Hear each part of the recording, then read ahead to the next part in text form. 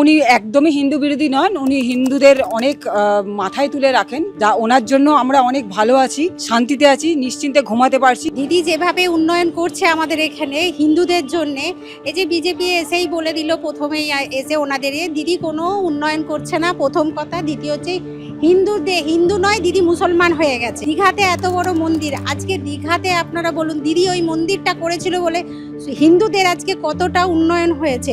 আজকে যদি দীঘাতে উনি পুরীর যে মন্দিরটা দীঘাতে স্থাপন করে, জগন্নাথ মন্দিরটা স্থাপন করেছেন, তার জন্য অনেক দর্শনার্থীরা সেখানে যাচ্ছেন। দিদিকে আমাদের মায়ের আসনে বসাই। মা যেমন প্রত্যেকটা সন্তানকে নিজস্বভাবে মানুষ করেন, প্রত্যেকটা সন্তানকে নিজস্ব এক চোখে দেখে, দিদি কিন্তু প্রত্যেকটা এখানে জাতিভেদ করেন না। আজকে ব্যবসাদার ব্যবসা করে খেতে পাচ্ছে। আজকে আমরা লাখো লাখো হিন্দু ভক্ত যাচ্ছি দর্শন করতে জগন্নাথের। তারপর দিদি আপনার দুর্গায়ন করেছে, ওখানে দুর্গা অঙ্গন যে হয়েছে সেই রাজারহাটে হচ্ছে। এগুলো আমরা কোথায় ছিল? মন্দিরের যে আশেপাশে যে দোকানগুলো আছে তাতেও দোকানদারদের অনেক ব্যবসায় উন্নতি হচ্ছে।